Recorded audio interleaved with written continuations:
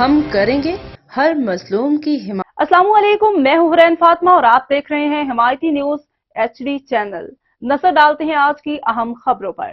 SHO ملک محمد سلیم کا ایک اور کارنامہ، اپنے ایک اور برخوردار جاوید اقبال کو چرس کے کیس میں بند کر دیا۔ ذرائع کے مطابق جاوید اقبال ملیر میں ریتی بجری اور کوئلے کا غیر قانونی کام میں ملوث تھا۔ کاشف آفتاب عباسی کے SSP ملیر تعینات ہونے کے بعد جرائم پیشہ افراد کے خلاف کارروائیوں سے خوف زدہ ہو کر جاوید اقبال نے مذکورہ غیر قانونی کام بند کر دیا تھا۔